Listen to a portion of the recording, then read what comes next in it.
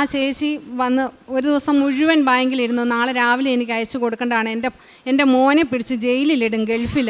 ഞാൻ പിന്നെ ജീവനോട് ഇരിക്കത്തില്ല. അവർ പനിയായിട്ട് കരഞ്ഞുകൊണ്ടിരിക്കുകയാണ്. നമ്മൾ വിളിക്കാവുന്നിടത്തെല്ലാം വിളിച്ചു. ലോൺകാരോടൊക്കെ ഇന്ന് വരാം നാളെ വരാമെന്ന് അവർ പറയുന്നുണ്ട്.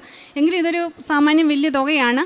അപ്പോൾ അത് നമുക്ക് കൊടുക്കാണ്ടില്ല. ഞങ്ങൾ 6 മണി 6:30ക്കൊക്കെ ഓരോരുത്തരുടെ വീടുകളിൽ പോയിട്ടും അവരുടെ കയ്യിലെങ്ങും പൈസയില്ല. ഞങ്ങൾ ഈ അവസ്ഥയൊക്കെ പറയുന്നുണ്ട്, എന്നിട്ട് പൈസയില്ല. അപ്പം ഞങ്ങൾ അവരോട് പറഞ്ഞു, സമാധാനത്തിൽ പോയി എങ്ങനെയെങ്കിലും പൈസ ഉണ്ടാക്കി തരും. ആ മാതാവിൻ്റെ ഒറ്റ വിശ്വാസത്തിൽ മാതാവിനെ മാത്രം മുറുകെ പിടിച്ചുകൊണ്ട് പറയുകയാണ്, നാളെ നടക്കും. ആ ഒരു ഉറപ്പാണ് നമുക്ക്. അത് ഉടമ്പടി എടുത്തവർക്ക് മാത്രം ഉണ്ടാകുന്ന ഒരു ഉറപ്പാണ്.